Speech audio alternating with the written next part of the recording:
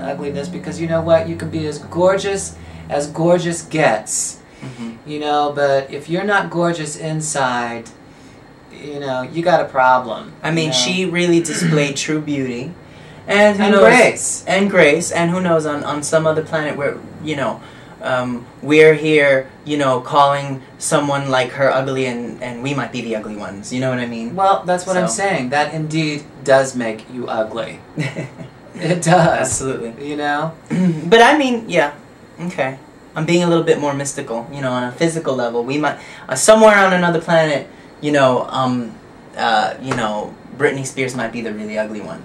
Exactly, exactly. So, it reminds me of, you know, like this episode of The Twilight Zone, you know, and it was about this woman who that's a great twisted show. whose face was totally marred in an accident or something, and she went and she had plastic surgery and she came out perfect, only to find out that it was normal to look marred.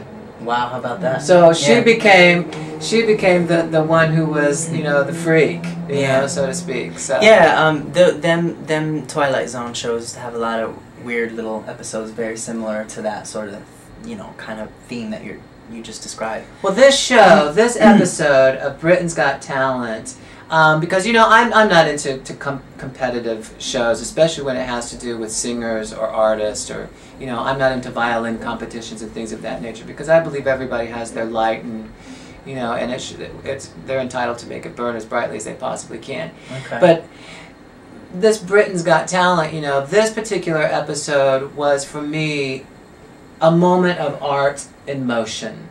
You know, it's when really true art won out over the industry, you know? Yeah. You know, because I firmly believe that, you know, the USA, you know, the United States, I mean, don't get me wrong, I love being an American, and I love living in the United States, but, hey, let's face it, USA is entertainment, Europe is art.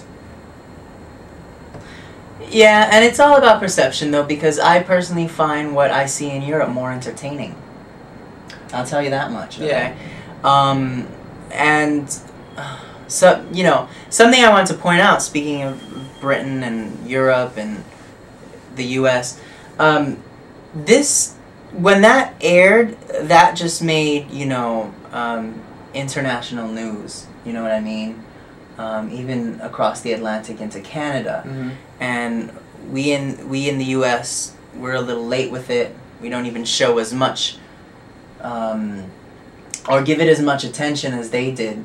And I'm really sorry, but this country is just really full of shit, I think, and we forget to have fun. And all the countries, you know, all the countries are going through what we're going through too, but, you know, they just have fun with things. You know what I mean? Here, and, you know, all you see on CNN and all these crap news channels are just, you know, when is the next bomb coming?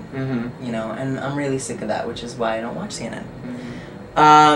And something I want to mention about the show is when she stepped onto the entire time that she was on camera, actually, not just when she stepped on stage, she had this high vibrational frequency that I really, really, really enjoyed watching, that's probably what I picked up on first, and that's probably what did not allow me to be so judgmental. I was ready to see, let's hear you sing. Yeah. You know, who knows what's going to come out of that.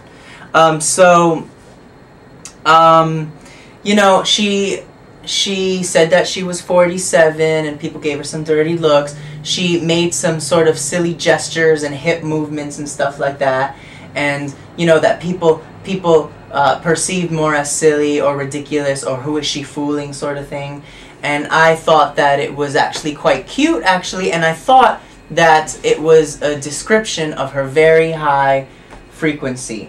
And when you are vibing high, it doesn't matter who's in front of you, who's in front of your face, people that like you, people that don't like you, things always go your way, and she's a very good example of that. That no matter what's going on around you, if you're at a high frequency, if your perceptions are all positive ones, and if you're not full of judgment and stuff like that, all you can receive is positivity back. It's just the way it works. And I'm not going to get into personal stories, but I have too many things, you know, happen to me in my life where I'm just vibing high. I don't care the chaos that's going around me. It just doesn't affect me. Mm-hmm. I know a lot of people don't believe in that, but, you know, it took me a while too. But the more you practice it, the evidence just, it just comes. It's there. So good for her that she was able to get on stage and vibe high, and obviously it worked for her. She seems to be a very positive gal. Yeah. Definitely. Well, definitely, the Susan Boyle, she was definitely on. Yeah. You know, she definitely showed up for the moment and definitely put it all in there. And you know, that's the interesting thing about it. You know, Michael and I are both singers, and so there's something about, you know, being a performer.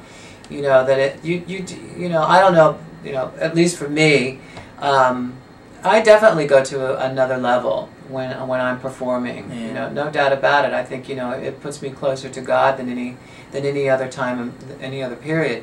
And I think it's really comes from, you know, being in the moment and, you know, being an artist. You know, that it's really when you're connecting to Source and showing up and being who you really are. Yeah. You know, and it's even more exciting when there's no fear involved in it, when you just really get to a point where you just go out there and you really give it your all and you do it. You know, there are some stars who are major stars who are still terrified of performing in front of a live audience. You know, every time they go out, you know, it's a scary experience for them. You know.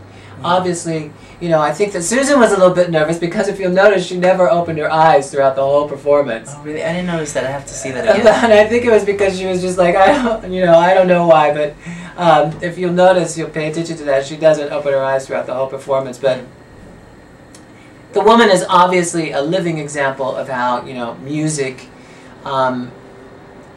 it's the universal language. Yeah. You know, and you know, both of us being musicians. She was speaking it right. That yeah, absolutely. Absolutely. Yeah.